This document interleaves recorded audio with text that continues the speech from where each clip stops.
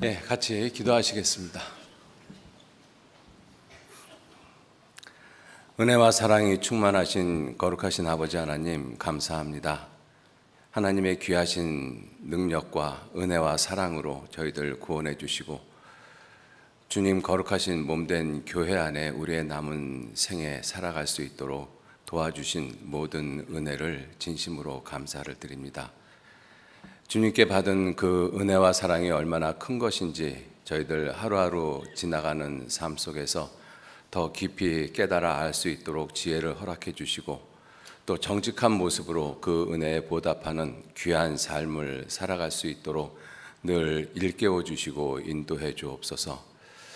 또 하나님께서 귀한 은혜 허락해 주셔서 2024년도 하계 수양회를 허락해 주심에 진심으로 감사드립니다. 지난 7월 12일 금요일서부터 1차 하계 수양회가 시작되고 있습니다. 7차까지 진행되어지는 그 모든 수양회 기간 동안 주 성령님께서 함께해 주시고 크신 능력으로 인도해 주셔서 이뤄진 많은 영혼들이 참여해서 하나님의 말씀, 진리의 말씀을 듣고 구원함을 받을 수 있도록 주 성령님께서 친히 역사하시고 도와주시기를 간절히 의지하고 부탁드립니다. 또 그 일을 위해서 준비하고 수고하고 희생하시는 그 모든 형제 자매님들 위에 지치지 아니하도록 주님의 귀한 능력으로 붙잡아 주시고 주님의 크고 넓은 사랑으로 인도해 주셔서 모두가 은혜 가운데 아무런 어려움 없이 불미스러운 사고 없이 은혜 가운데 모든 일정이 마치고 주님의 영광이 드러날 수 있도록 주님 더욱 도와주시고 인도해 주옵소서. 오늘 이 시간 공주에서는 주님의 복음이 증거되고 있습니다. 주님의 복음이 증거되는 곳마다 주님께서 함께해 주시고 또 말씀을 전하는 사람이나 말씀을 듣는 사람 모두에게 귀한 능력을 허락해 주셔서 하나님의 말씀만 옳게 분별하며 증거할 수 있도록 도와주시고 또 하나님의 말씀을 받아들이고 구원을 받을 수 있도록 성령님께서 친히 역사하시고 도와주시기를 이 시간 주님 앞에 간절히 기도합니다. 하나님께서 끝까지 함께 하시고 도와주옵소서. 또 오늘도 귀하게 우리 형제 자매님들 한 자리에 불러 모으셔서 귀한 교제의 시간 허락해 주심에 감사드립니다. 하나님께서 우리를 위해서 하신 일이 무엇인지 말씀을 통해서 더욱 분명하게 깨닫고 우리가 살아가는 삶 가운데서 늘 주님을 의지하고 주님만을 바라보고 십자가만 붙들고 가는 귀한 삶이 될 수 있도록 끝까지 인도하시고 도와주시기를 간절히 의지하고 부탁드립니다. 부득이하게 함께하지 못한 형제 자매님들도 어느 곳에 어떠한 모습으로 있든지 주님의 은혜와 사랑 잊어버리지 아니하도록 주님께서 더욱 붙잡아 주시고 인도해 주옵소서. 이 시간 온전히 주 성령님께만 의지하고 부탁합니다. 감사드리면서 예수님 이름으로 기도 올렸습니다. 아멘. 있으시겠습니다.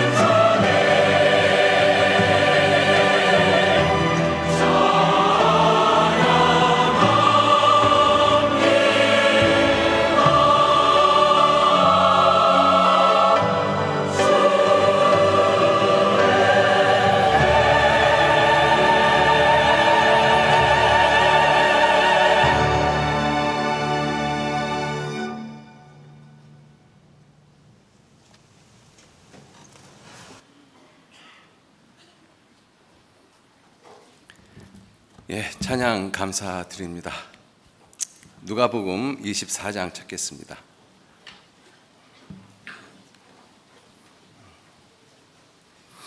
누가복음 24장 44절로 49절 말씀.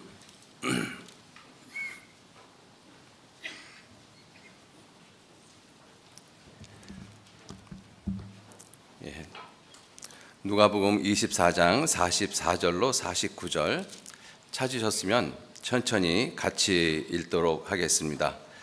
또 이르시되 내가 너희와 함께 있을 때에 너희에게 말한 바 곧 모세의 율법과 선지자의 글과 시편에 나를 가리켜 기록된 모든 것이 이루어져야 하리라 한 말이 이것이라 하시고, 이에 저의 마음을 열어 성경을 깨닫게 하시고, 또 이르시되 이같이 그리스도가 고난을 받고 제3일에 죽은 자 가운데서 살아날 것과 또 그의 이름으로 죄 사함을 얻는 회개가 예루살렘으로부터 시작하여 모든 족속에게 전파될 것이 기록되었으니 너희는 이 모든 일의 증인이라.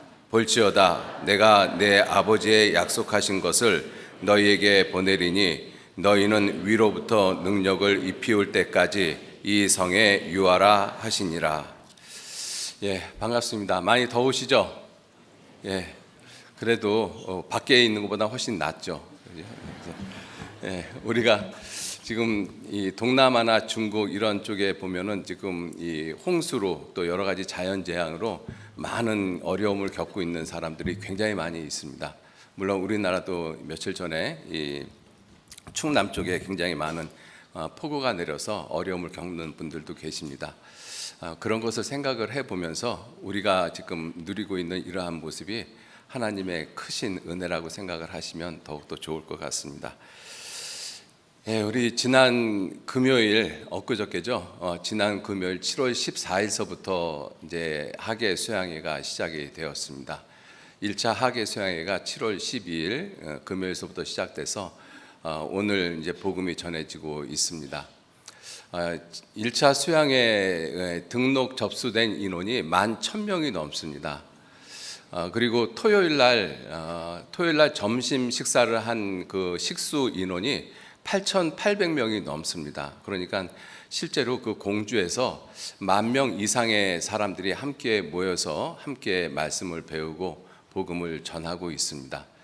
그런데 실제로 가서 보면은요, 이게 워낙 질서정연한 모습으로 이렇게 움직여서 그런지 몰라도 그렇게 많이 붐비고 복잡하다는 느낌은 들지 않습니다. 그래서 이 학예 수양회를 통해서 또 하나님이 역사하시는 그러한 모습들도 우리가 여기저기서 볼 수 있다라고 생각을 합니다. 오늘 이 시간은 지금 복음의 말씀이 지금 전해지고 있습니다. 이요한 목사님께서 지금 9시부터 11시 반까지 하나님의 말씀, 복음의 말씀을 전하고 있는데요. 이번 수양회를 통해서 또 2024년 학예 수양회를 통해서 정말 많은 이뤄진 영혼들이 구원을 받고 주님께 영광을 돌리는 그러한 일이 있도록 주 성령님께서 역사하시는 그 모습에 우리 모두도 기도로 함께 동참을 하시는 그러한 모습이 되셨으면 좋겠습니다. 이번에 수양회 장에서 우리가 수양회 때마다 전하는 것이 예수 그리스도를 전하고 있습니다. 예수 그리스도께서 누구신지, 그 예수님이 무슨 일을 어떻게 하셨는지, 그 일이 나하고 무슨 관계가 있는지, 예수 그리스도를 믿고 살아가는 것이 무엇인지, 이런 것을 우리가 성경 말씀을 통해서 전하고 있습니다. 그래서 오늘도 우리가 수양회 기간 중이니까 오늘도 이 시간에 우리도 예수님에 대해서 우리가 이미 잘 알고 있는 부분이지만 예수님에 대해서 한번 좀 정리를 하는 그러한 시간을 가졌으면 좋겠습니다. 그래서 이 누가복음 24장 이 44절 말씀에 예수님께서 말씀하시기를, 이건 예수님이 부활하시고 제자들한테 지금 하시는 말씀입니다. 44절에 또 이르시되 내가 너희와 함께 있을 때 너희에게 말한 바 곧 모세의 율법, 선지자의 글, 시편에 나를 가리켜 기록된 모든 것이 있다라고 말씀을 하셨습니다. 그래서 성경에 예수님을 가리켜 기록된 모든 것을 통해서 예수님이 누구신가? 예수님이 누구신가 하는 것을 좀 살펴보시고요. 두 번째는 나를 가리켜 기록된 모든 것이 이루어져야 하리라. 예수님을 가리켜 기록된 모든 일들이 이루어졌습니다. 그래서 그 일들을 통해서 예수님이 무슨 일을 하셨는지 이거를 우리가 더 분명하게 성경을 통해서 좀 정리를 하셨으면 좋겠습니다. 그리고 그렇게 예수님이 하신 일을 통해서 구원을 받은 그리스도인들, 그들을 통해서 47절, 46절 말씀부터 보시면 또 이르시되 이같이 그리스도가 고난을 받고 제3일에 죽은 자 가운데서 살아날 것과 또 그 이름으로 그의 이름으로 죄 사함을 얻게 하는 회개가 예루살렘으로부터 시작하여 모든 족속에게 전파될 것이 기록되었으니 너희는 이 모든 일의 증인이라. 이 모든 일의 증인. 구원받은 그리스도인들은 그리스도의 증인입니다. 그래서 그리스도를 믿고 사는 것이 그리스도를 증거하는 삶이라고 말씀을 하고 있습니다. 그래서 이 말씀을 통해서 예수님이 누구신가, 또 예수님이 무슨 일을 하셨는가, 또 예수님을 믿고 산다라는 것이, 그리스도의 증인으로 산다는 것이 무엇인가 하는 것을 이제 좀 같이 말씀을 좀 드리도록 하겠습니다. 우리가 성경을 읽다가 보면 우리가 전도 집회를 하다가 보면 성경이 사실이라는 것을 많은 분들한테 증명을 하고 있습니다. 그래서 에덴 동산 노아 홍수 바벨탑 사건, 또 이스라엘 민족의 흥망성쇠, 이러한 모든 말씀들이 성경에 예언되어져 있고 이루어져 있다라는 것을 우리는 말씀을 통해서 여러 가지 자료들을 통해서 증거해 보이고 있습니다. 그렇게 하는 이유는 성경이 사실이고 하나님 말씀이고 하나님이 살아계시는 것을 믿게 하기 위해서 그와 같은 일을 합니다. 자, 그런데 성경을 읽다가 보면 예수님께서 친히 하신 말씀들이 있습니다. 그 예수님께서 친히 하신 그 말씀들은 다른 어떠한 증거 자료들보다 훨씬 더 놀라운 확증을 하시는 그러한 모습인 것입니다. 예수님께서 친히 성경에 기록된 그 말씀들을 인용을 하시면서 그 사건이나 그 일들을 말씀을 하실 때는 그것이 신화나 전설적인 것이 아니고 분명히 인류의 역사 가운데 있기 때문에 그 말씀을 하신 것입니다. 그래서 예수님은 성경을 통해서 에덴 동산에 대한 말씀도 하시고 노아 홍수에 대한 말씀도 하시고 이스라엘 민족의 흥망성쇠를 통해서 무화과 나무의 비유도 배우라고 말씀을 하고 계십니다. 그렇게 예수님은 성경에 기록된 모든 사건을 신화나 전설이 아니고 하나님의 말씀이고 인류 역사 가운데 실존했던 것이라는 것을 분명히 우리에게 교훈하고 계십니다. 왜 예수님께서 하신 그 말씀이 다른 어떠한 증거 자료보다 더 우위에 있을 수밖에 없는가 하면 예수님은 하나님이시기 때문에 그렇습니다. 하나님께서 직접 그 사건이 사실이라고 말씀을 하면 다른 어떠한 증거 자료들보다 분명하게 더 믿을 수 있는 아주 분명한 사실인 것이죠. 자, 그러한 모습을 통해서 우리가 이 성경을 먼저 좀 살펴보면 예수님께서 이와 같이 말씀을 하셨어요. 에덴 동산에 있었던 그 일이 신화나 전설이 아니라 예수님은 에덴 동산의 사건을 사실로 말씀을 하고 계셔요. 성경에 에덴 동산이 사실이다라는 그러한 표현은 예수님께서 하신 적은 없습니다. 그런데 성경을 읽어보면 예수님께서 에덴 동산에 있었던 일을 들어서 설명을 하고 있는 부분이 있거든요. 그것은 에덴 동산이 역사적으로 사실이었기 때문에 그렇습니다. 그런 모습 몇 가지를 좀 먼저 좀 살펴보도록 하겠습니다. 먼저 마태복음 19장을 잠깐 보시죠.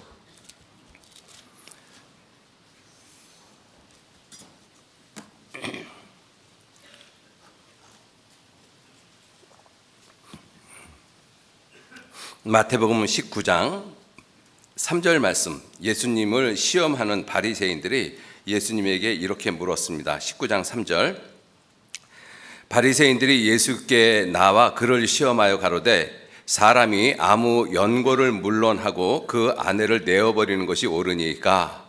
자, 이 질문을 받았을 때 예수님은 에덴 동산 사건을 들어서 설명을 하고 계십니다.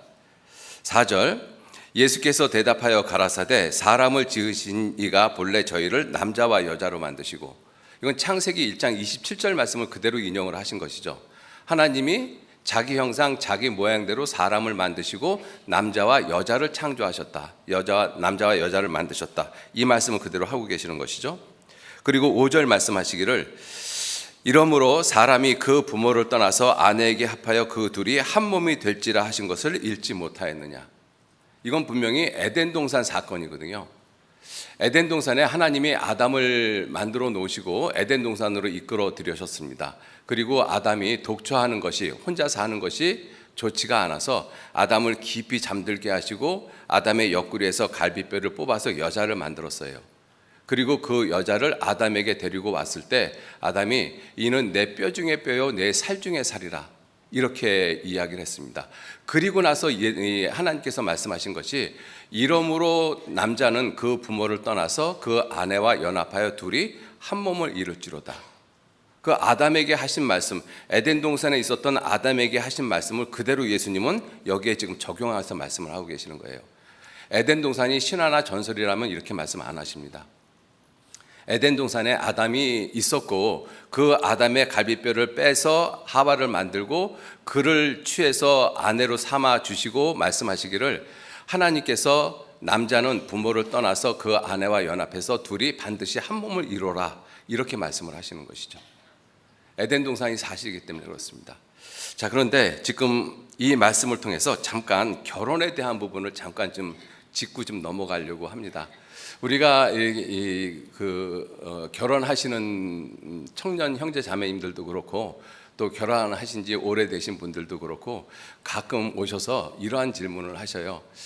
정말 내가 지금 같이 살고 있는 사람이 하나님이 짝지어 주신 것인지를 어떻게 알아요? 이렇게 질문을 하시거든요. 이 형제님들은 그렇게 질문하신 분이 한 분도 없는데 특히 자매님들이 그런 질문 많이 하셔요. 왜 그런지는 모르겠어요. 근데 계속 읽어보면 6절 말씀에 이러한즉 이제 둘이 아니요 한 몸이니 그러므로 하나님이 짝지어 주신 것을 사람이 나누지 못할지니라.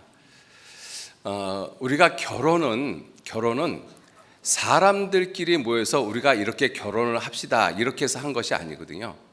창세기 2장 23절 24절에 보면 아까 말씀을 드렸습니다마는 하와를 아담에게 이끌어 들이실 때 아담이 이는 내 뼈 중에 뼈요 살 중에 살이라 이렇게 말을 했거든요.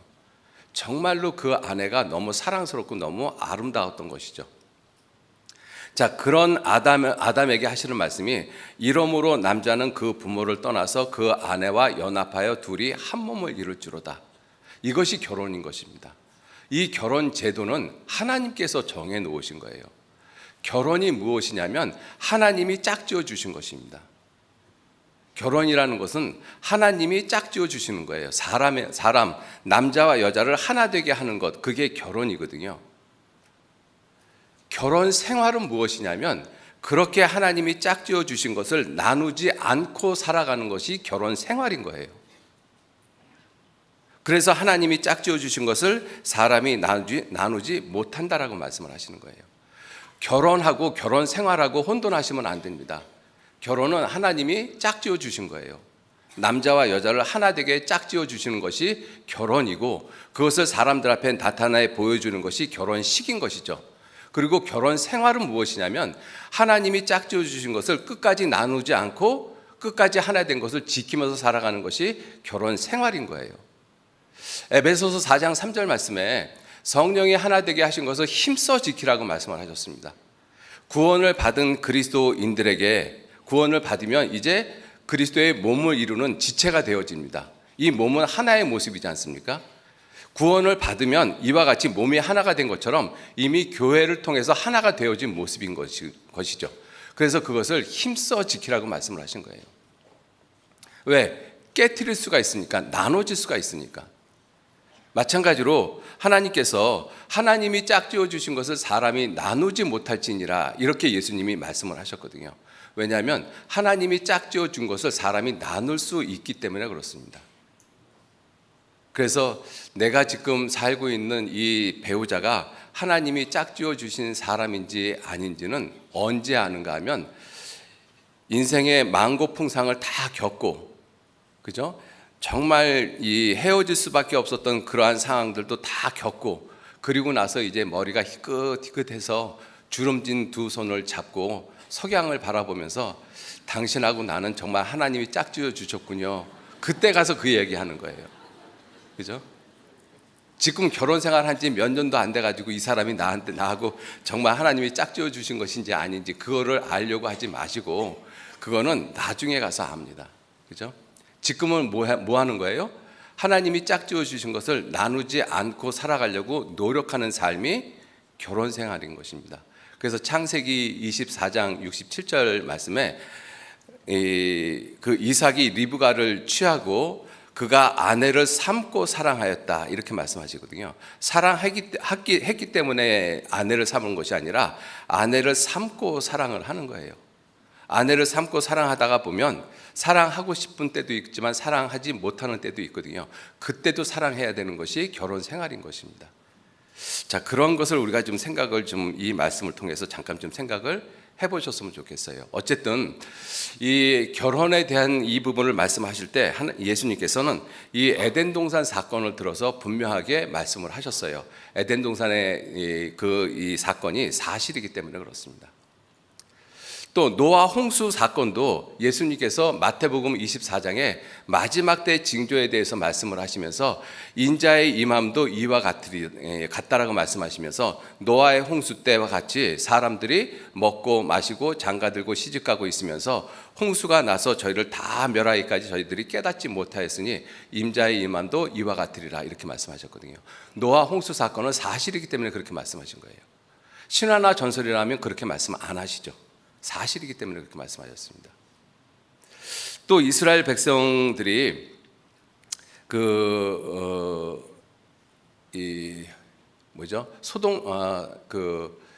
광야 생활을 할 때 애굽에서 탈출을 하고 광야 40년 생활을 했을 때 이스라엘 백성들이 원망하고 불평하니까 하나님이 불뱀을 보내셔서 그들을 물게 하셨거든요. 그들이 불뱀에 물려서 고통하고 있을 때 하나님이 모세에게 말씀하시기를 놋뱀을 만들어서 장대에 달라 그리고 그 놋뱀을 쳐다 본즉 살리라 이렇게 말씀하셨어요.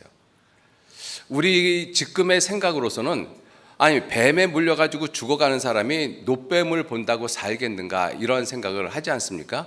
그래서 그거는 하나의 비유고 은유일 것이지 실제 사건이 아니라고 생각을 합니다. 그런데 예수님께서는 요한복음 3장 14절 말씀에 모세가 광야에서 뱀을 든 것 같이 인자도 들려야 하리라. 그 사건을 사실로 말씀하고 계신 것입니다. 또 이스라엘 백성들이 예수님에게 당신이 그리스도인 표적을 좀 보여주십시오. 그때 예수님께서 요나에 대한 이야기를 하셨어요. 요나가 밤낮 3일을 물고기 뱃속에 있었던 것처럼 인자도 밤낮 4일을 이 땅속에 있을 것이다. 그러니까 요나가 물고기 뱃속에 있었던 그 사건을 예수님은 사실로 말씀을 하고 계십니다. 그러한 내용들이 아주 많죠. 이 소돔과 고모라에 대해서도 사람들이 소돔과 고모라도 신화나 전설로 생각을 했거든요. 신화나 전설로 생각하는 이유는 하늘에서 유황이 떨어져서 그 도시를 다 불태 없어졌고 롯의 처는 뒤돌아본 거로 소금 기둥이 되었다. 이러한 이야기를 들으면 사람들은 신화나 전설로 생각을 먼저 하지 그것을 사실로 받아들이기는 어렵습니다. 그런데 예수님은 심판대를 말씀하시면서 심판대는 소돔과 고모라가 너희들보다 더 견디기 쉬울 것이다 라고 말씀하셨어요. 자, 이와 같이 예수님은 성경에 있는 많은 사건, 많은 내용들을 신화나 전설이 아니라 사실이기 때문에 그것을 들어서 분명히 증거하고 계십니다. 가장 중요한 그 증거는 예수님, 하나님의 증거인 것이죠.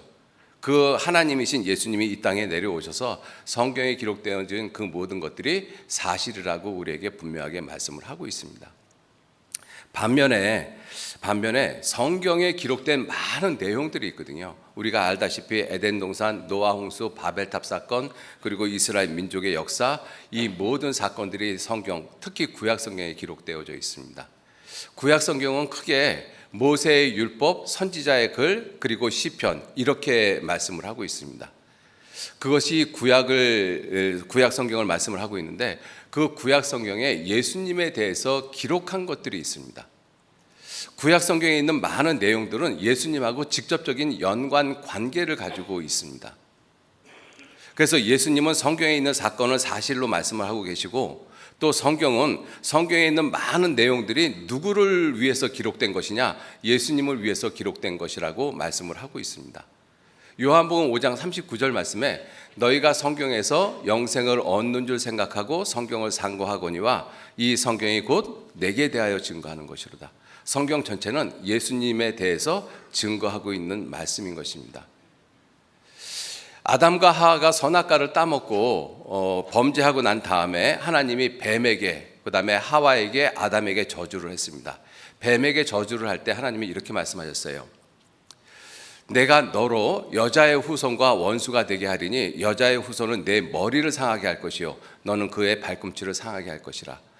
여자의 후손이 뱀의 머리, 사단의 머리를 상하게 할 것이라. 구원받은 우리들은 여자의 후손이 누구인지를 분명히 알죠. 바로 예수 그리스도를 말씀하고 있습니다. 예수님은 남자의 후손, 아담의 후손이 아니라 여자의 후손으로 이 세상에 오셨어요. 왜? 죄 없는 사람으로 오셔야 되기 때문에. 그것을 성경은 계속 말씀을 하고 계시는 거죠.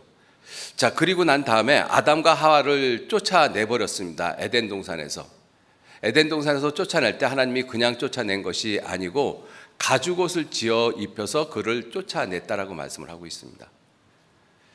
아담과 하와가 지은 그 죄를 하나님이 가리우기 위해서 아담과 하와가 범죄한 그것 때문에 아담과 하와가 죽어야만 되는데 하나님은 아담과 하와 대신에 어떠한 짐승을 대신 죽이셨어요.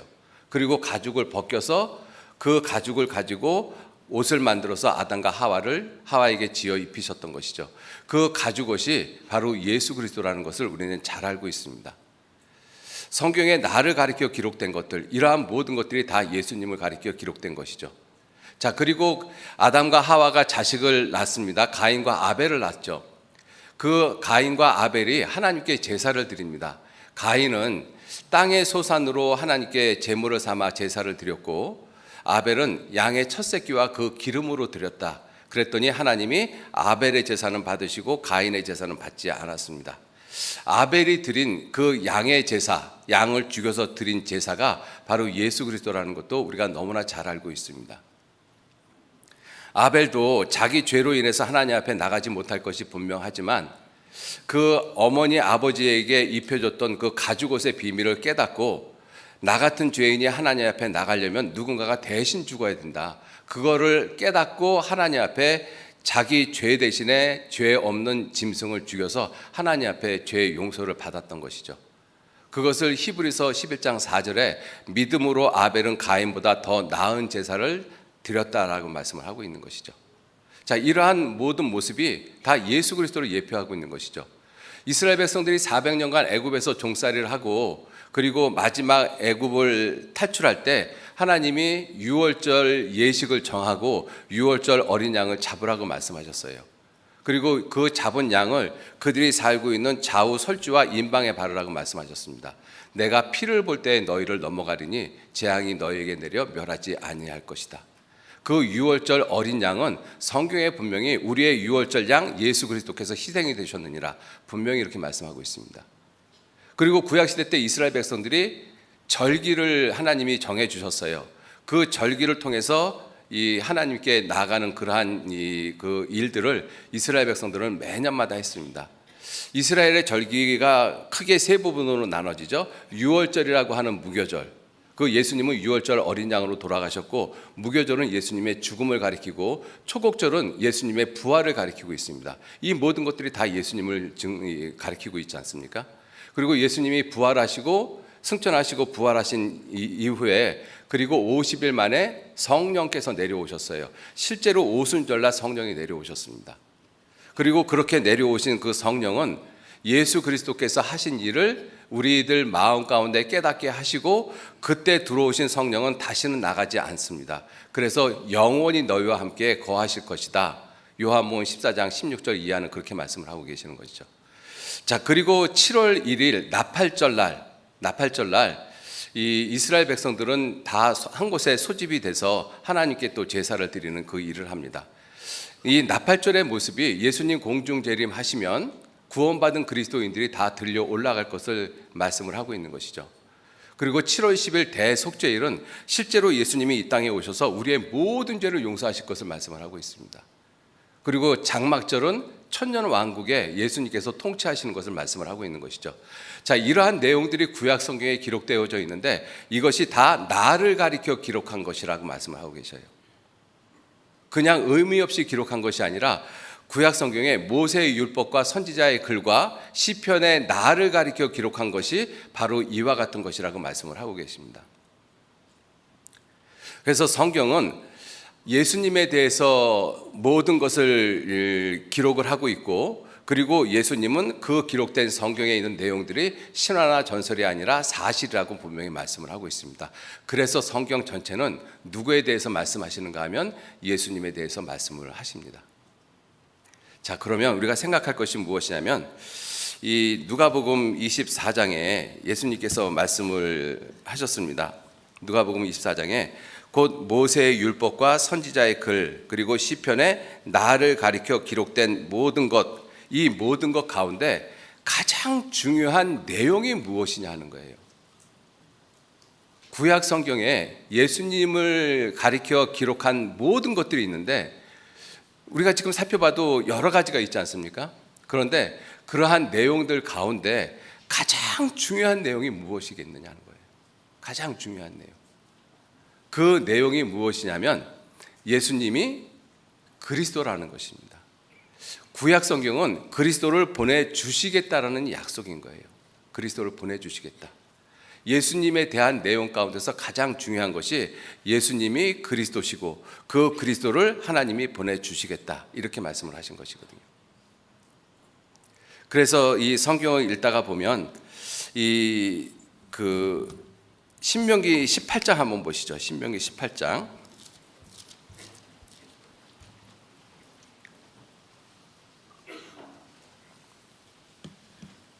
신명기 18장, 하나님이 모세에게 하시는 말씀입니다.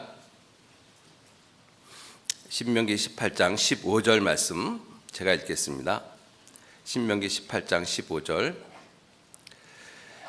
내 하나님 여호와께서 너희 중 내 형제 중에서 나와 같은 선지자 하나를 너를 위하여 일으키시리니 너희는 그를 들을지니라. 이것이 곧 내가 총회의 날에 호렙산에서 너희 하나님 여호와께 구한 것이라.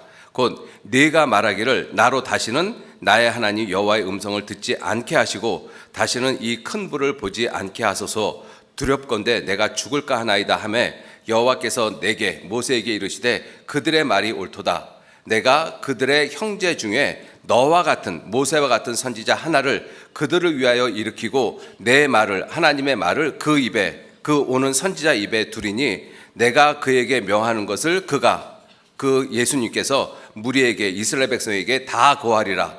무릇 그가 내 이름으로 고하는, 예수님이 이 말씀하시는 그 모든 말을, 하나님의 말씀을 듣지 아니하는 자는 내게 벌을 받을 것이요 내게 고하라고 명하지 아니한 말을 어떤 선지자가 만일 방자의 내 이름으로 고하면 다른 신들의 고하든지 다른 신들의 이름으로 말하면 그 선지자는 죽임을 당하리라.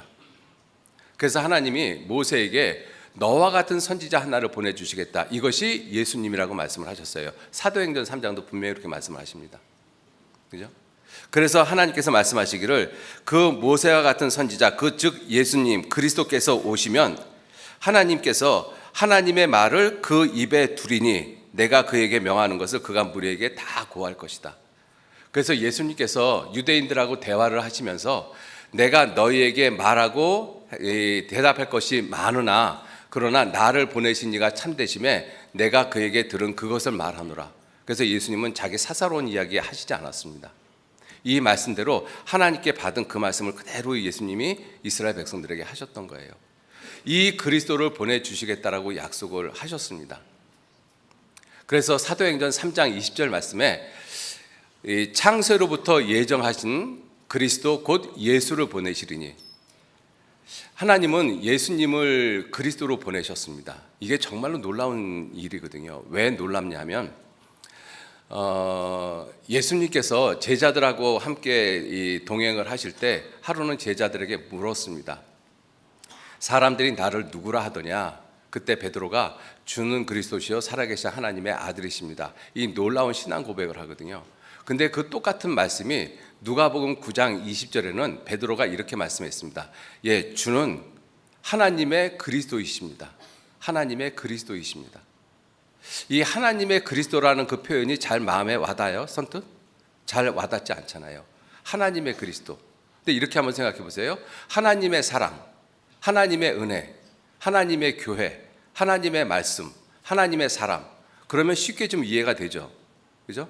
모든 것의 주체가 누구시냐면 하나님이십니다. 사랑도 누구의 사랑이냐면 하나님의 사랑이고, 은혜도 하나님의 은혜고, 교회도 하나님의 교회고. 그런데 그리스도도 하나님의 그리스도라고 말씀을 하시는 거예요. 왜 그런가 하면 그리스도라는 뜻 자체가 구원자라는 뜻이거든요. 구원자. 그런데 사람도 사람을 구원할 수 있습니다. 그죠?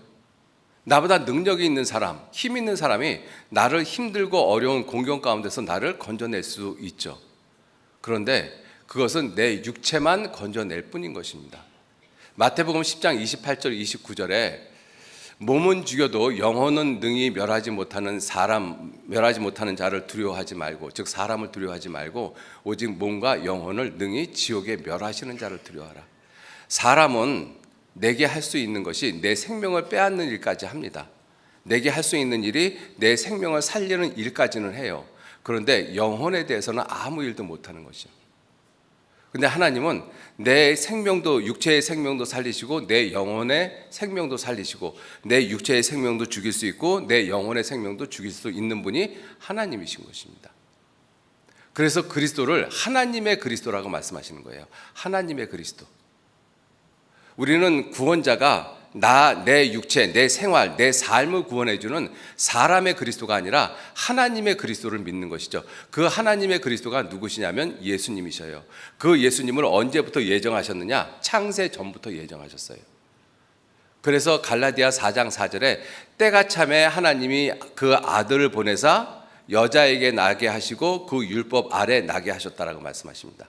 때가 참에. 그래서 2000년 전에 예수님이 오신 것이거든요. 그러한 내용이 어디에 기록되어져 있는가 하면 성경에 기록되어져 있어요. 그래서 예수님은 그러한 성경을 알고 계시기 때문에 하시는 말씀이 모세의 율법과 선지자의 글과 시편의 나를 가리켜 기록한 것이 바로 이것이다라고 말씀을 하고 계시는 거예요. 자, 그리고 그런 그 예수님이 이 구약 성경에 기록된 그 내용의 핵심이 바로 예수님이 그리스도시고 그 그리스도를 하나님은 반드시 보내주시겠다라고 약속을 하셨습니다. 그것이 구약에 기록된 예수님에 대한 기록인 것입니다. 자, 그리고 성경은 말씀하시기를 누가복음 24장 44절에 다시 보시겠습니다. 또 이르시되 내가 너희와 함께 있을 때 너희에게 말한 바 모세의 글, 모세의 율법, 선지자의 글, 그리고 시편에 나를 가리켜 기록된 모든 것, 이것이 예수님에 대한 기록인 것입니다. 그것이 이루어져야 하리라. 이루어져야 하리라. 자, 예수님은 이 땅에 오셔서 무슨 일을 하셨는가 하면 구약 성경에 자기에 관해서 기록된 모든 일을 이루셨습니다. 예수님이 하신 일이 그 일을 하신 거예요. 구약 성경은 예수님에 관한 많은 내용들을 기록을 하셨고, 그리고 예수님은 실제로 이 땅에 오셔서 구약 성경에 기록된 모든 일들을 이루셨습니다. 완전히 다 이루셨어요. 그래서 예수님은 하나님 아버지께로 가신다라고 말씀을 하셨습니다. 여러분들 구약 성경을 읽다가 보면 우리가 시편 같은 글에 다윗의 시인데 그것이 놀랍게도 예수님의 모습을 그대로 말씀을 하고 있어요. 다윗하고 예수님하고는 1000년의 시간의 간격이 있거든요. 근데 다윗이 자기가 사울에게 쫓겨다니면서 또 기타 여러 가지 고난을 받으면서 쓴 시들이 있는데 그 시들의 내용이 놀랍게도 예수님에 의해서 다 성취가 되어졌습니다. 이게 정말로 놀라운 것이에요. 몇 군데만 좀 찾아보겠습니다. 시편 22편 한번 보시죠.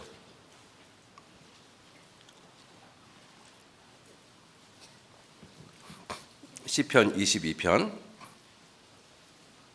다윗의 시입니다. 시편 22편이 다윗의 시편 22편 1절 말씀에 보시면 내 하나님이여 내 하나님이여 어찌 나를 버리셨나이까 어찌 나를 멀리하여 돕지 아니하옵시며 내 신음하는 소리를 듣지 아니하시나이까.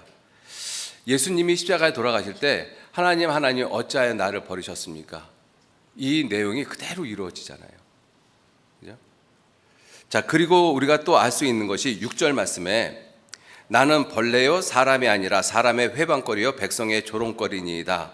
나를 보는 자는 다 비웃으며 입술을 삐죽이고 머리를 흔들며 말하되 저가 여호와께 의탁하니 구원하실 걸 저를 기뻐하시니 건지실 걸 하나이다. 이거 예수님이 십자가에 달리실 때 그대로 이루어졌어요. 이 표현 그대로 이루어졌습니다. 많은 사람들이 예수님을 벌레 취급했거든요. 하속들이 예수님 얼굴에 침을 뱉고 그리고 손바닥으로 때렸어요. 옷을 벗기고 채찍을 때리고 그리고 십자가에 못 박으면서 그 십자가 밑에서 하는 그 말이 네가 그리스도라면 십자가에서 내려오라. 그러면 우리가 너를 믿겠다. 다윗은 놀라운 모습으로 이 시편을 기록을 했는데 이 시편의 내용이 놀랍게도 예수님 십자가에 돌아가시면서 다 이루어졌어요. 12절 많은 황소가 나를 에워싸며 바산의 힘센 소들이 나를 둘렀으며 내게 그 입을 벌림이 찢고 부르짖는 사자 같으니이다. 나는 물같이 쏟아졌으며 내 모든 뼈는 어그러졌으며 내 마음은 촛밀 같아서 내 속에서 녹았으며 내 힘이 말라 질그릇 조각 같고 내 혀가 이틀에 붙었나이다. 이것도 예수님이 십자가에 돌아가실 때 그대로 다 이루어졌죠. 예수님이 마지막 십자가에 돌아가실 때 목마르다라고 말씀하시고 돌아가셨거든요. 이것은 성경을 응하게 하려 함이라 이렇게 말씀을 하셨어요. 놀랍게도 1000년 전에 다윗은 자기의 고통 가운데 기록을 했는데 그 기록되어진 그 내용들이 예수님에게 문자 그대로 이루어졌습니다. 16절 이 개들은 거짓 선지자들을 가리키고 있습니다. 이 종교가들을 가리키고 있는 거죠. 개들이 나를 에워쌌으며 악한 무리가 나를 둘러 내 수족을 찔렀나이다. 예수님 손발을 못을 박았지 않습니까? 그죠? 자, 그리고 18절은 더욱더 놀라운 사건입니다. 내 옷을 나누며 속옷을 제비 뽑나이다. 다윗의 옷을 나누고 다윗의 속옷을 제비 뽑았던 그러한 모습은 구약 성경에 기록되어져 있지 않아요. 근데 이 내용은 어디서 이루어졌는가 하면 예수님 십자가 밑에서 예수님의 옷을 갖다가 로마 군병들이 나누어서 갖고 속옷은 찢을 수가 없기 때문에 제비 뽑아서 누가 얻는지 제비를 뽑았습니다. 그대로 이루어졌어요. 성경에 이 예수님에 관해서 이루어진 사건들 그리고 이스라엘 민족에 관해서 이루어진 사건들 이 모든 것들이 예언과 성취가 그대로 이루어졌다라는 것입니다. 그래서 예수님께서 하시는 말씀이 이 나를 가리켜 기록한 모든 것이 이루어져야 하리라. 그 이루어지는 것이 언제 다 이루어졌는가 하면 예수님이 이 세상에 오시면서 이루어지셨고 예수님이 십자가에 돌아가시면서 이루어지셨고 예수님이 부활하시면서 이루어지셨습니다. 그리고 예수님이 승천하시면서 이루어지셨고 앞으로 예수님 재림하시면 이루어지실 거예요. 틀림없이. 나를 가리켜 기록한 모든 것들이 이렇게 이루어져야 하리라. 예수님을 통해서 다 이루어졌습니다. 우리가 예수님 그 사건을 십자가 돌아가시기 전 사건을 보면 정말 놀라운 사건이 하나 있어요. 그것이 무엇이냐면 요한복음 18장 한번 보시죠. 요한복음 18장.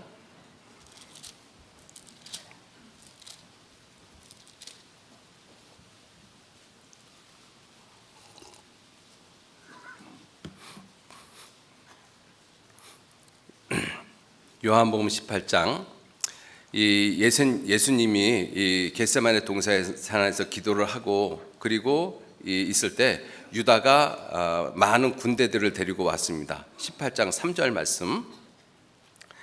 유다가 군대와 및 대제사장들과 바리새인들에게서 얻은 하속들을 데리고 등과 회와 병기, 횃불이죠. 병기, 무기를 가지고 그리로 오는지라. 한두 명이 온 것이 아니라 군대가 왔어요. 군대가. 그리고 대제사장과 바리새인에게서 얻은 그러한 사병들 또 데리고 왔습니다. 상당히 많은 사람이 왔던 것입니다. 한두 사람이 온 것이 아니죠. 자, 그래서 예수님께서 4절, 예수께서 그 당할 일을 다 아시고 나아가 가라사대 너희가 누구를 찾느냐? 대답하되 나사렛 예수라 하거늘 가로되 네로라 나다, 이렇게 말씀을 하셨다는 거죠. 네로라 하시니라. 그를 파는 유다도 저희와 함께 섰더라. 예수께서 저희에게 네로라 하실 때 저희가 물러가서 땅에 엎드러지는지라. 여러분들 이 사건을 한번 가만히 생각을 해보셔요. 이때가 언제냐면 한밤중이거든요. 적어도 10시, 밤 10시 이후라고 학자들은 이야기를 합니다. 한밤중에 많은 군대들이 무기하고 횃불을 가지고 예수님을 잡으러 왔어요. 그리고 예수님과 제자들을 둘러쌌습니다. 이렇게 쭉 둘러싼 거예요. 그때 예수님의 제자들이 얼마나 두려웠겠습니까? 자, 그런데 예수님이 이때 놀라운 기적을 행하셨어요.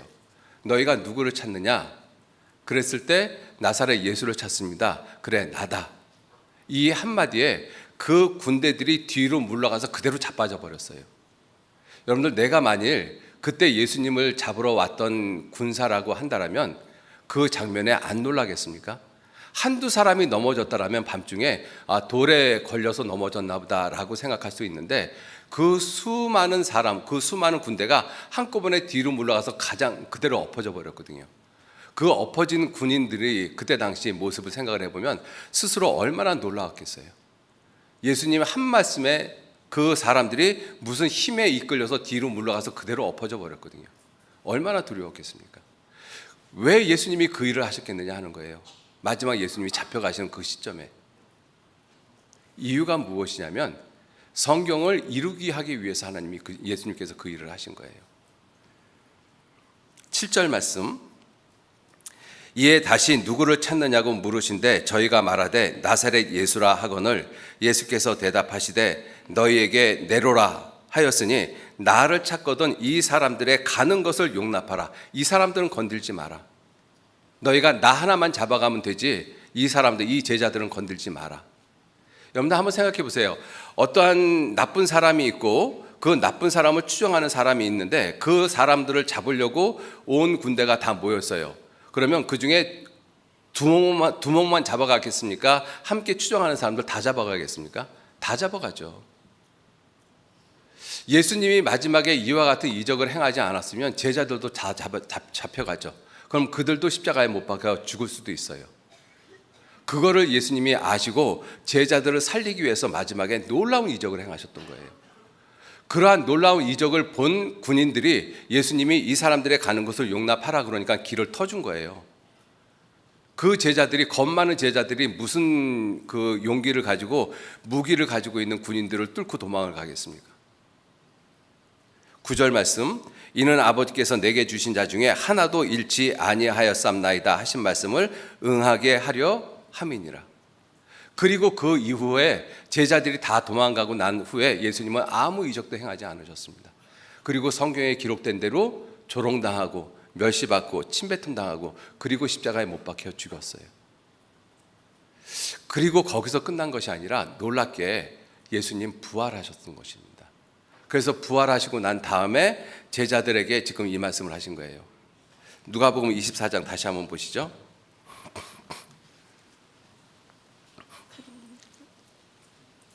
이 엠마오로 가는 두 제자들이 예수님이 부활하셨다는 말씀을 듣고 지금 이 예루살렘을 떠나서 엠마오로 내려가고 있습니다. 자, 그때 예수님이 그들을 만났어요. 자, 24장 15절 보시면 저희가 서로 이야기하며 문의할 때 예수께서, 부활하신 예수님이시죠, 가까이 이르러 저희와 동행하시나 저희 눈이 가리워져 그인 줄, 부활하신 예수님인 줄 알아보지 못하거늘 예수께서 이르시되 너희가 길 가면서 서로 주고받고 하는 이야기가 무엇이냐 하시니 두 사람이 슬픈 빛을 띠고 머물러 서더라. 그 한 사람인 글로바라 하는 자가 대답하여 가로되 당신이 예루살렘에 우거하면서 그일 요즘 거기서 된 일을 홀로 알지 못하느뇨? 예수님 물었어요. 무슨 일이냐? 가라사대 나사렛 예수의 일이니 그는 하나님과 모든 백성 앞에서 말과 일에 능하신 선지자여를 우리 대제사장들과 관원들이 사형 판결에 넘겨주어 십자가에 못 박았느니라. 우리는 이 사람이 이스라엘을 구속할 자라고 바랐노라. 이뿐 아니라 이 일이 된 지가 사흘째요. 또한 우리 중에 어떤 여자들이 우리로 놀라게 하였으니 이는 저희가 새벽에 무덤에 갔다가 그 시체는 보지 못하고 와서 그가 살으셨다 하는 천사들의 나타남을 보았다 함이라. 또 우리와 함께 한 자 중에 두어 사람이 무덤에 가 과연 여자들의 말하는 바와 같음을 보았으나 예수는 보지 못하였느니라. 이렇게 지금 설명을 하고 있는 거예요, 예수님한테. 그래서 예수님이 25절 같이 읽겠습니다. 가라사대 미련하고 선지자들의 말한 모든 것을 마음에 더디 믿는 자들이여. 26절 같이 읽죠. 그리스도가 이러한 고난을 받고 자기 영광에 들어갈 것이 아니냐 하시고, 그리고 모세와 선지자의 글로 시작하여 모든 성경에 쓴 바 자기에 관한 것을 자세히 설명하신 거예요. 구약 성경에 나를 가리켜 기록한 것이 바로 이것이다 라고 말씀하시는 거예요. 구약 성경에서 가장 중요한 것이 예수님을 보내주시겠다, 그리스도를 보내주시겠다라는 것이고, 그 그리스도가 바로 예수님 자신이고, 그 그리스도가 고난당하시고 그리고 사흘 만에 부활하실 것을 기록을 했는데, 이 사건이 바로 이것이다. 내가 지금 부활했지 않냐, 이 말씀을 하고 있는 거거든요. 그래서 예수님께서는 하신 그 이 일이 성경에 기록된, 예수님에게 관해서 기록된 모든 일들을 놀라운 모습으로 완벽하게 다 이루었습니다. 하나도 어김이 없이. 성경학자들은 이야기하기를 성경에 예수님에 관해서 기록되어진 예언이 수백 가지라고 이야기를 합니다. 그 수백 가지가 하나도 틀리지 않고 다 이루어졌다라고 말씀하십니다. 그 이루어진 예언 가운데서 가장 놀라운 것이 예수님의 죽음과 부활이에요. 예수님의 죽음과 부활. 그래서 예수님께서 하시는 말씀이 무슨 말씀을 하시는가 하면, 예수님이 이 세상에 왜 오셨느냐, 마태복음 5장 한번 보시죠. 마태복음 5장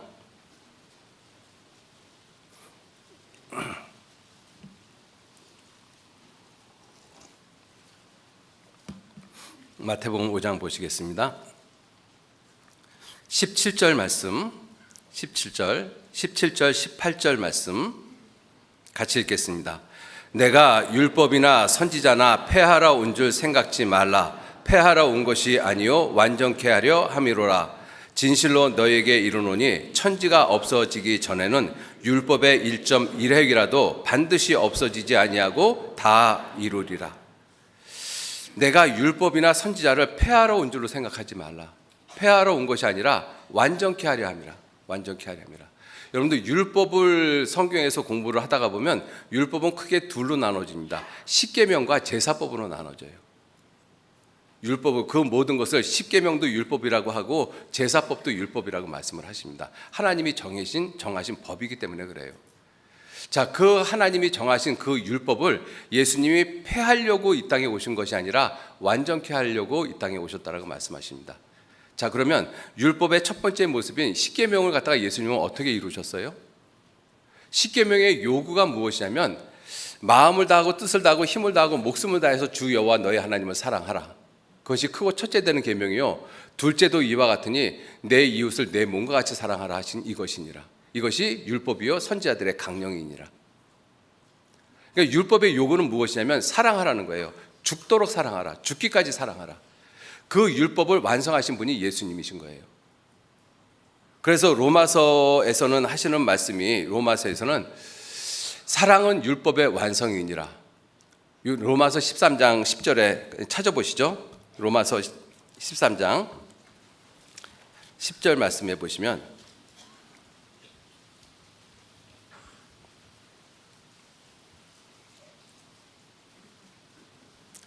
로마서 13장 8절 말씀서부터 보겠습니다. 8절 제가 읽겠습니다.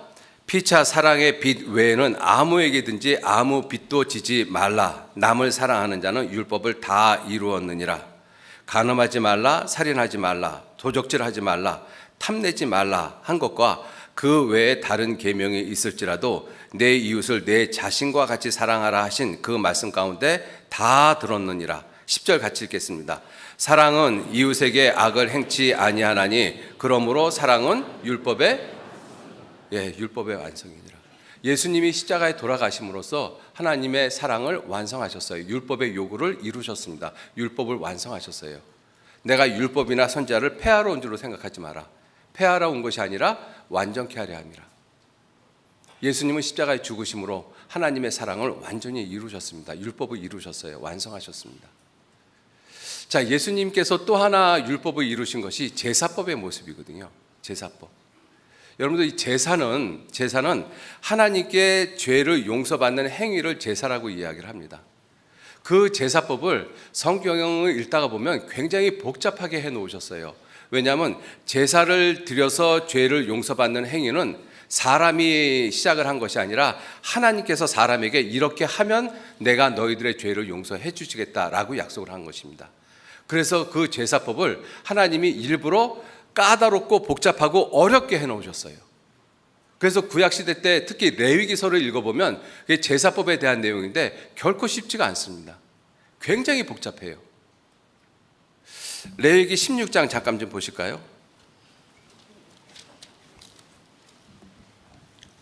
이 대속죄일 날 그 죄를 용서받는 제사법을 말씀을 하고 있습니다.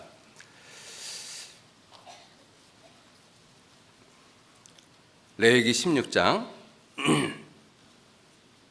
2절 말씀.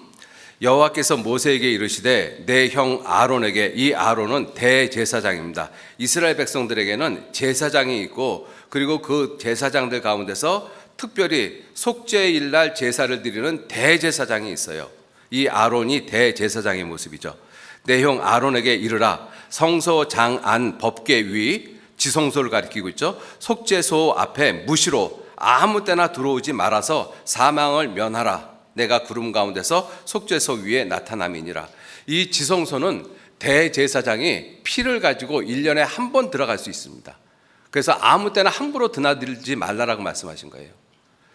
그 지성소에 들어갈 수 있는 날이 언제냐면 매년 7월 10일 날만 들어갈 수 있습니다. 누가? 대제사장이. 그것도 피를 가지고.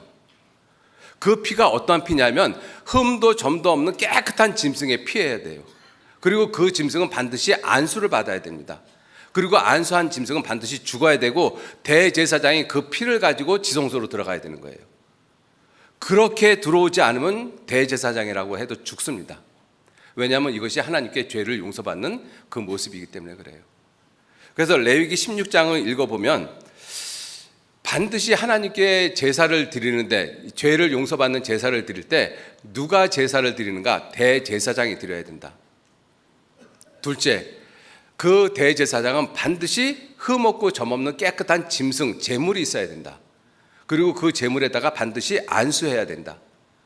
그리고 안수받은 그 짐승은 반드시 죽여서 피를 흘려야 된다. 그리고 마지막 5번째가 이게 정말로 중요한 것인데, 그 대제사장이 그 짐승의 피를 가지고 지성소에 들어가서 7번 뿌리면 하나님이 죄를 용서해 주시겠다고 말씀하신 거예요. 14절 말씀 보시죠. 그는, 대제사장을 가리키죠, 아론. 그는 또 숫송아지의 피를 취하여 손가락으로 속죄소 동편에 뿌리고 또 손가락으로 그 피를 속죄소 앞에 7번 뿌릴 것이며, 또 백성을 위한 속죄죄 염소를 잡아 그 피를 가지고 장 안, 지성소 안에 들어가서 그 숫송아지의 피로 행한 같이 그 피로 행하여 속죄소와 그 속죄소 앞에 뿌릴지니라.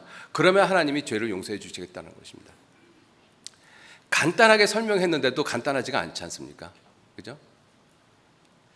자, 그래서 그 하나님이 정하신 이 제사법의 이 규례가 반드시 죄를 용서받는 제사를 드리려면, 하나님 앞에 그 죄를 용서받으려면 반드시 대제사장이 제사를 드려야 된다. 두 번째는 흠없고 점없는 짐승이 제사를 드려야 된다. 세 번째는 그 짐승에게 반드시 안수해야 된다. 네 번째는 그 안수한 그 짐승은 반드시 죽여서 피 흘려서 마지막에 그 대제사장이 그 피를 가지고 지성소에 들어가서 7번 뿌리면 하나님이 죄를 용서해 주시겠다는 거예요. 자, 이 제사법을 예수님이 이 제사를 드리기 위해서 이 땅에 오셨거든요. 예수님은 율법을 폐하려고 오신 것이 아니라 율법을 완전케 하려고 오셨습니다. 그러면 이와 같은 이 제사법대로 예수님은 제사를 드리셔야 돼요. 그래서 예수님이 드린 제사를 영원한 제사라고 말씀하십니다. 히브리서 10장 한번 보시죠.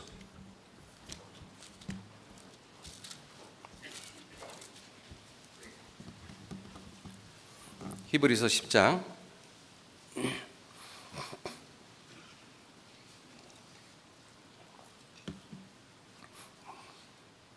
12절 말씀, 10장 12절 같이 읽겠습니다.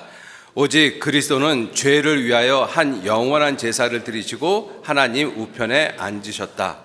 예, 그리스도께서 드린 제사가 무슨 제사냐면 영원한 제사예요. 영원한 제사.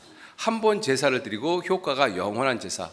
구약시대 때는 한 번 제사를 드리고 효과가 1년밖에 없었기 때문에 매년마다 제사를 드렸어요. 그래서 10장 1절 말씀에 율법은, 여기서 말하는 율법은 제사법을 가리키는 것입니다. 율법은 장차 오는 좋은 일의 그림자요 참 형상이 아니므로 그건 진짜 제사가 아니다. 진짜 제사는 예수님이 드린 영원한 제사고, 이 구약시대 때 매년마다 드렸던 제사는 그 영원한 제사에 대한 그림자고 참 형상이 아니라는 것이죠. 그렇기 때문에 해마다 매년마다 늘 드렸던 그 제사로 그 제사 앞에 나오는 사람들이 언제든지 온전케 될 수 없다. 그래서 구약시대 때 이스라엘 백성들이 매년마다 드렸던 제사로는 온전케 되어지질 않아요. 그런데 예수님이 드린 제사를 통해서는 어떻게 됐는가 하면 14절 같이 읽겠습니다. 저가 한 제물로 거룩하게 된 자들을 영원히 온전케 하셨느니라. 구약시대 때 제사는 진짜 제사가 아니기 때문에 그 제사에 나오는 사람들을 언제든지 온전케 못했는데, 영원한 제사를 드린 예수님을 통해서는 그 사람들을 얼마만큼 했다고요? 영원히 온전케 하셨다. 그 영원히 온전케 하셨다는 뜻이 무엇이냐면 17절 18절 말씀 같이 읽겠습니다. 또 저희 죄와 저희 불법을 내가 다시 기억지 아니하리라 하셨으니 이것을 사하셨은즉 다시 죄를 위하여 제사 드릴 것이 없느니라. 예수님은 이 영원한 제사를 드리신 거예요.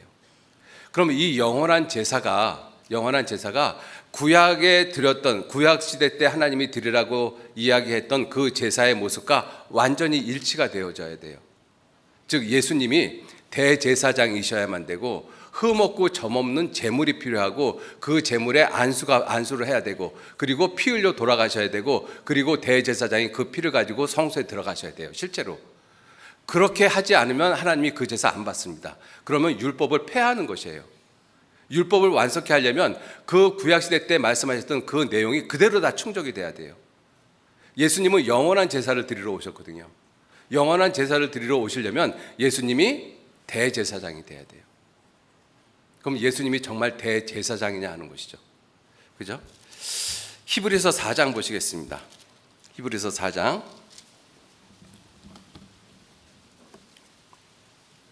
14절 말씀 제가 읽겠습니다. 그러므로 우리에게 큰 대제사장이 있으니 승천하신 자 곧 하나님의 아들 예수시라. 우리의 믿는 도리를 굳게 잡을지어다. 예수님이 성경에는 뭐라고 말씀하셨는가 하면 큰 대제사장이라고 말씀하셔요. 그럼 예수님이 하나님의 아들이기 때문에 하나님은 무조건 예수님을 대제사장으로 삼으셨느냐? 이렇게 말씀을 하십니다. 5장 보시면 5장 7절 말씀부터 보시면, 그는 예수님을 가리키죠. 육체에 계실 때, 육체를 입고 세상에 계실 때 자기를 죽음에서 능히 구원하실 이에게 심한 통곡과 눈물로 간구와 소원을 올렸고 그의 경외하심을 인하여 들으심을 얻었느니라. 그가 아들이시라도 받으신 고난으로 순종함을 배워서 온전하게 되었은즉 자기를 순종하는 모든 자에게 영원한 구원의 근원이 되시고, 10절 같이 읽겠습니다. 하나님께 멜기세덱의 반차를 좇는 대제사장이라 칭함을 받았느니라. 예수님이 단지 하나님의 아들이기 때문에 대제사장의 칭함을 받은 것이 아니라 이와 같은 일을 하셨기 때문에 하나님이 그를 대제사장이라고 칭했던 것입니다. 그 예수님께서는 영원한 제사를 드리기 위한 대제사장이 되셨어요. 하나님이 그렇게 정하셨습니다. 그죠? 자, 그래서 8장 1절 말씀에 8장 1절에 이제 하는 말의 중요한 것은, 이제 이 제사법에 대해서 말씀을 하려고 하는데, 이제 하는 이 말의 중요한 것은 이러한 대제사장이 우리에게 있는 것이라. 그분이 누구셔요? 예수님이십니다. 그죠? 그러니까 구약시대 때 이 그 제사법에 하나님 앞에 제사를 드리는 그 첫 번째 조건인 대제사장, 예수님이 충족을 하셨죠. 자, 두 번째, 흠없고 점없는 제물로 해야 된다는 것입니다. 그런데 그 제물을 구약시대처럼 흠없고 점없는 짐승 어린 양으로 쓸 것이냐 아니면 사람으로 쓸 것이냐, 반드시 사람으로 써야 된다는 것이죠. 왜냐하면 구약시대 때는 모형이었기 때문에 사람의 죄를 용서하기 위해서 짐승을 드렸던 거예요.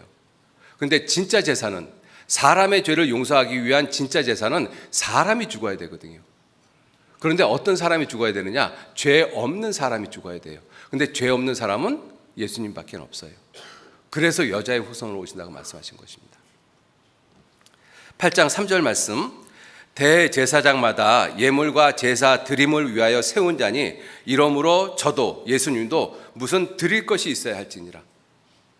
예수님이 영원한 제사를 드릴 때 제물이 있어야 되지 않습니까? 그 제물이 있어야 된다. 그럼 그 제물을 어떠한 제물로 쓸 것이냐 하는 것이죠. 9장 23절 말씀, 그러므로 하늘에 있는 것들의 모형은 이런 것들로 정결케 할 필요가 있었으나 하늘에 있는 그것들은 이런 것들보다 더 좋은 제물로 할지니라. 이것이 앞에 있는 구절을 읽지 않으면 무슨 말인지 잘 이해가 되어지지 않습니다. 자, 보세요. 18절 말씀, 이러므로 첫 언약, 구약시대 때 그 이 계명도 피 없이 세운 것은 아니다. 19절, 모세가 율법대로 모든 계명을 온 백성에게 말한 후에 송아지 염소, 짐승의 피, 그리고 물과 붉은 양털과 우슬초를 취해서 그 책과 온 백성에게 뿌려서 그래서 그들을 깨끗게 했다. 그래서 피 흘림이 없은 즉 사함이 없다. 그래서 구약시대 때는 진짜가 아니기 때문에 짐승을 죽여서 그 피로 깨끗하게 하는 그런 예식을 행했다라는 것이죠.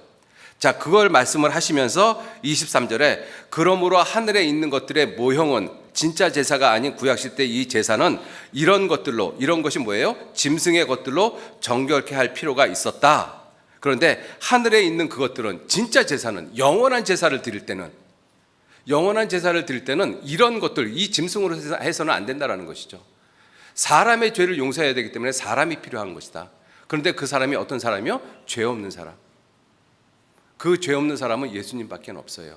그래서 예수님, 그에게는 죄가 없느니라 이렇게 말씀하셨죠. 그래서 예수님은 자기 몸을 제물로 드렸던 것입니다. 10장 10절 말씀, 10장 10절 같이 읽겠습니다. 이 뜻을 조차 예수 그리스도의 몸을 단번에 들이심으로 말미암아 우리가 거룩함을 얻었노라. 예수 그리스도의 몸을 단번에 들이셨다. 예수님은 자기 몸을 들이신 거예요. 그죠? 예수님은. 그래서 히브리서 9장 14절에도 이렇게 말씀하시죠. 하물며 영원하신 성령으로 말미암아 흠 없는 자기를 하나님께 드렸다. 흠 없는 자기를. 그죠? 그러니까 두 번째 조건도 충족이 됐죠. 대제사장이신 예수님께서 흠 없는 자기 몸을 제물로 삼으셨던 거예요. 세 번째가 뭐냐? 안수를 해야 되거든요. 안수는 죄를 담당하는 것을 안수라고 이야기를 합니다. 그런데 이사야서 53장 6절 말씀 잠깐 찾아보시죠. 이사야 53장 6절 말씀.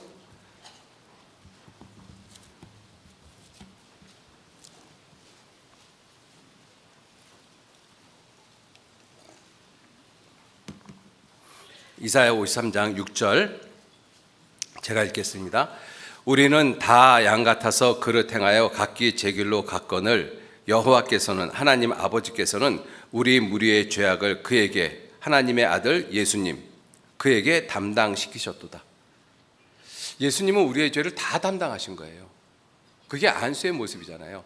안수는 레위기서 1장 4절에 보시면 그가 번제물의 머리에 안수할지니 그리하면 연락되어 속죄가 될 것이라. 안수를 하면 왜 죄가 용서가 되는가 하면 이 사람의 지은 죄를 죄 없는 사람에게 넘겨주기 때문에 그렇습니다. 예수님은 우리의 죄를 다 담당하셨어요. 누가 그렇게 하셨는가 하면 하나님 아버지께서 그렇게 하셨습니다. 우리는 다 양 같아서 그릇 행하여 각기 제 길로 갔는데 여호와께서는, 하나님 아버지께서는 우리 무리의 죄악을 그에게, 예수님에게 담당시키셨어요. 내가 기도해서 된 것이 아닙니다. 목사가 담당시킨 것이 아니에요. 하나님 아버지께서 그렇게 하신 것입니다. 그러니까 예수님이 안수받은 모습이 맞잖아요. 우리의 죄를 다 담당하셨잖아요. 자, 그렇게 담당하신 그 예수님은, 우리의 죄를 담당하신 예수님은 반드시 죽으셔야 돼요. 구약시대 때 안수를 받은 그 짐승은 반드시 죽어야만 됩니다. 그게 5절 말씀이잖아요. 같이 읽겠습니다. 그가 찔림은 우리의 허물을 인하며 그가 상함은 우리의 죄악을 인함이라. 그가 징계를 받음으로 우리가 평화를 누리고 그가 채찍에 맞음으로 우리가 나음을 입었도다. 왜 예수님이 우리를 대신해서 이렇게 죽어요? 우리의 죄를 대신 담당하고 있었기 때문에. 그래서 예수님은 우리의 죄를 대신 담당하셨다. 이 말씀을 성경은 계속 말씀하고 있는 것입니다. 우리의 죄를 대신 담당하고 십자가에서 물과 피를 다 흘리시고 죽으셨어요. 자, 이 네 가지가 다 완성이 됐잖아요. 대제사장으로서 흠 없는 자신의 몸을 제물로 삼아 드렸고, 우리의 모든 죄를 다 담당하셨고, 그리고 십자가에 돌아가서 이 십자가 달려서 돌아가셨어요. 피를 다 흘리시고. 마지막에 뭐냐면 그 제사를 드렸던 대제사장이 그 피를 가지고 성소에 들어가셔야 되거든요. 그런데 대제사장이신 예수님, 제물이 되신 예수님이 죽으셨잖아요. 그 죽으신 예수님의 피를 가지고 누가 성소에 들어가실 수 있겠어요? 다른 사람이 가지고 들어가면 하나님 그 제사 안 받으십니다. 반드시 그 대제사장이 그 짐승의 피를 가지고 지성소에 들어가야 되거든요. 근데 예수님은 대제사장으로서, 제물로서 우리의 모든 죄를 담당하시고 피 흘려 돌아가셨어요. 대제사장이 없어졌잖아요. 그 피를 가지고 성소에 들어갈 대제사장이 없어졌잖아요. 그 피는 있는데, 속죄양의 피는 있는데 그 피를 가지고 지성소로 들어갈 대제사장은 없잖아요. 만일 딴 사람이 가지고 들어가면 그 제사는 무효입니다. 그죠? 예수님은 율법을 폐하러 오신 것이 아니라 완전케 하려 오셨다라고 말씀하셨어요. 놀랍게도 예수님 부활하셨습니다. 부활하신 예수님이 자기 피를 가지고 성소에 들어가신 거예요. 그러니까 이 5가지 조건이 다 이루어졌잖아요. 대제사장으로서, 흠 없는 제물로서, 그리고 모든 사람의 죄를 담당하시고, 그리고 그 자신의 피를, 자기의 피를 가지고 부활하신 예수님이 성소에 들어가신 거예요. 9장 14절 보시죠. 히브리서 9장 14절 말씀.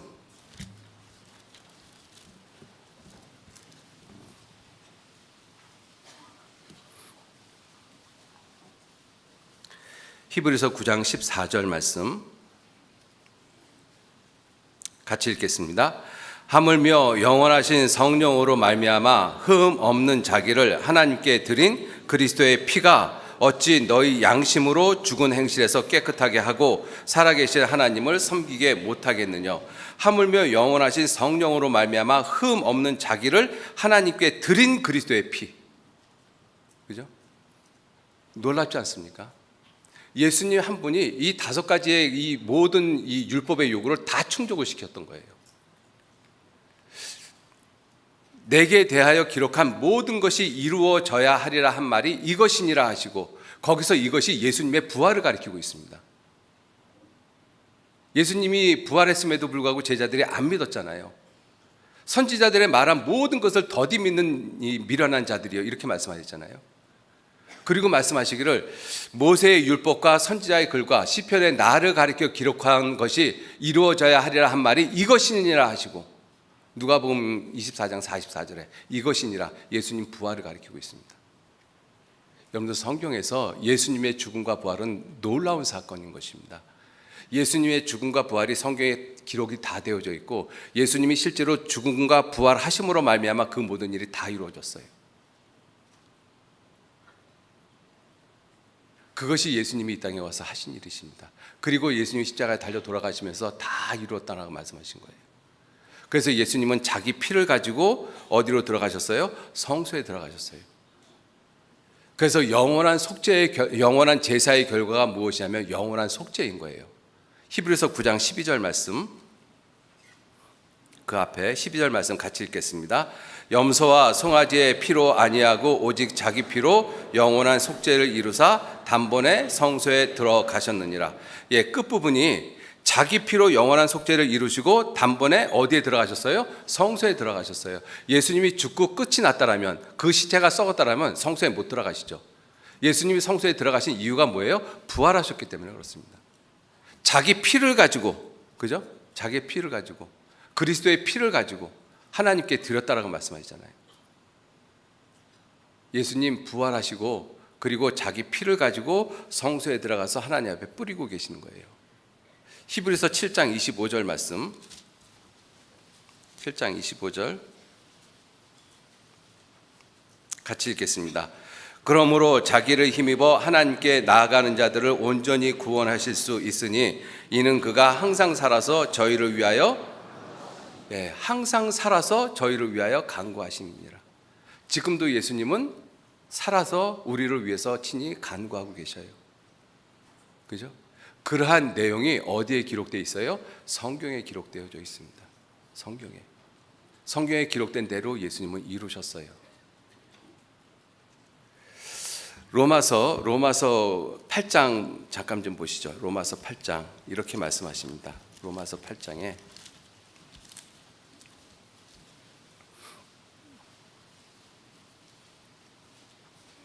로마서 8장 34절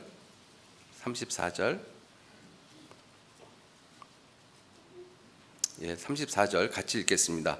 누가 정죄하리요? 죽으실 뿐 아니라 다시 살아나신 이는 그리스도 예수시니 그는 하나님 우편에 계신 자요 우리를 위하여 친히 간구하시는 자시니라. 자, 죽으실 뿐 아니라 다시 살아나신 이는 그리스도 예수시니, 죽으실 뿐 아니라 다시 살아나셨다. 여러분들 이 고린도전서 15장을 읽어보면 부활이 없으면 우리의 전파하는 것도 헛것이요 너희 믿음도 헛것이라 말씀하셨어요. 부활이 없더라면. 그죠? 예수님의 죽음과 부활은 뗄래야 뗄 수가 없습니다. 예수님의 죽음은 예수님의 부활을 말씀하고 있는 거고 예수님의 부활은 예수님의 죽음을 말씀하고 있는 거예요. 뗄래야 뗄 수가 없어요. 성경은 이것을 기록하고 있고 예수님의 죽음과 부활이 그 모든 기록된 성경들을 완벽하게 다 이루셨습니다.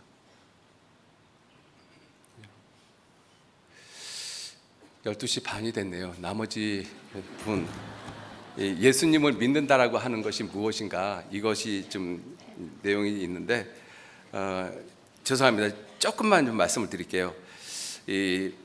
결론만 말씀을 드리도록 하겠습니다. 예수님을 믿는다라는 것이 무엇이냐면 너희가 내 증인이 되리라 이렇게 말씀하셨잖아요. 누가복음 24장 그 47절 8절 말씀에 예수 그리스도를 증거하는 삶을 사는 거예요. 그래서 우리가 성경을 증거하는 것입니다. 왜? 성경은 예수님이 하신 일, 예수님이 이루신 일을 기록하고 있기 때문에.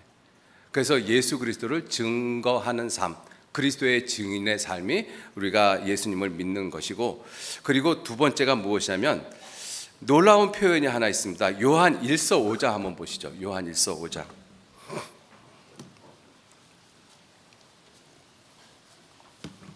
요한 1서 5장 13절 말씀, 13절 요한 1서 5장입니다. 요한 1서 5장 13절 같이 읽겠습니다. 내가 하나님의 아들의 이름을 믿는 너희에게 이것을 쓴 것은 너희로 하여금 너희에게 영생이 있음을 알게 하려 함이라. 이 말씀 보면 좀 이상하게 생각하지 않습니까? 구원받은 사람은 당연히 영생이 있는 거 알죠. 그런데 새삼스럽게 이 사도 요한께서 이 긴 편지를 쓰면서 내가 이 편지를 쓰는 이유가 무엇이냐? 너에게 영생이 있음을 알게 하려 함이라. 이 영어 킹제임스 버전에 보면 이렇게 표현이 되어 있어요. 너에게 영생이 있음을 알게 하려는 것과 너희가 예수 그리스도의 이름을 계속 믿게끔 하기 위한 것이다. 이렇게 말씀하고 계셔요. 그럼 구원받은 그리스도인은 예수님을 안 믿냐고요? 믿죠. 근데 이렇게 말씀하신 이유가 뭐냐면 우리의 삶 가운데서 예수님을 자주 잊어버리기 때문에 그래요. 여러 가지 상황과 환경 속에서 예수님을 잃어버리기 때문에 그렇습니다. 예수님이 하신 일을 잊어버리기 때문에 그래요.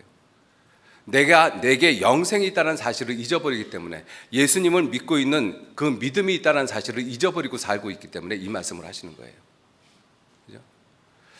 구원받은 그리스도인의 삶, 예수님을 믿는다라는 것이 무엇이냐면 내 마음 가운데 어떠한 상황이든 어떠한 조건이든 내가 정말 영생을 가졌다라는 것을 잊지 말라고 말씀하시는 거예요. 그죠? 예수님에 대해서 초점을 맞추고 사는 삶. 정말 예수님이 구약 성경에 기록된 대로 오셨고, 그리고 구약 성경을 그대로 이루시는 그 하나님이라는 것을 내가 잊지 말고 살라는 것입니다. 내가 저에게 영생을 주노니 영원히 멸망치 아니할 터요 또 저희를 내 손에서 빼앗을 자가 없느니라. 그죠? 그리고 마지막에 예수 그리스도를 믿는 삶이 무엇이냐면 사도행전 5장 42절에 그들이 날마다 그리스도를 가르치고 전했다라고 되어 있거든요. 그리스도를 전하는 삶인 것입니다. 그죠? 우리 구원받은 그리스도인들이 지금 이 올 하계 수양회를 지금 치르고 있지 않습니까? 무엇을 하는 것이냐면 그리스도를 가르치고 그리스도를 전하는 일입니다. 그러니까 우리들 모두 이 하계 수양회를 마음에 깊이 새기셔야 돼요. 그리고 적극적으로 동참하셔야 됩니다. 왜? 그것이 그 일이 무슨 일이냐면 그리스도를 가르치고 그리스도를 전하는 일이기 때문에 그렇습니다. 이것이 그리스도인의 삶이에요. 그죠? 그리스도를 믿고 산다는 의미가 그러한 의미인 것입니다. 그런 것을 생각을 해보시면서 예수님은 성경에 기록된 대로 오셨고 성경에 기록된 모든 내용을 자기 몸, 자기 죽음과 부활을 통해서 다 이루셨지 않습니까? 그 예수님이 얼마나 놀라우신 분인가 하는 것을 마음에 깊이 새기시는 그러한 수양회가 되셨으면 좋겠습니다. 같이 기도하시겠습니다. 하나님, 귀한 은혜와 사랑에 진심으로 감사를 드립니다. 예수님께서 이 세상에 오셨습니다. 하나님 아버지께서 세상에 보내셨다라고 말씀을 하십니다. 예수님께서 친히 말씀하시기를 성경에 나를 기록한 대로 내가 세상에 왔다라고 말씀하시고 기록한 모든 것을 이루셨다라고 말씀을 하십니다. 율법의 1.1획도 없어지지 아니하고 그대로 다 예수님을 통해서 이루어지셨습니다. 모든 것을 이루신 그 예수님의 은혜와 사랑이 어떠한 것인지 깊이 생각할 수 있도록 도와주시고 또 그리스도를 전하고 그리스도를 가르치는 이 놀라운 시간에 우리들 모두 마음과 뜻을 모으고 그 일에 함께 동참할 수 있도록 귀한 마음 허락해 주시기를 진정 의지하고 부탁드립니다. 이 하계 수양회 기간에 우리들 모두가 다 함께 마음과 뜻을 모아서 기도하고 하나님의 영광을 볼 수 있는 그러한 귀한 은혜의 시간으로 채워주시고 인도해 주옵소서. 모든 것 주님께 의지하면서 우리를 죄악 가운데서 구원해 주신 예수님 이름으로 기도 올렸습니다. 아멘.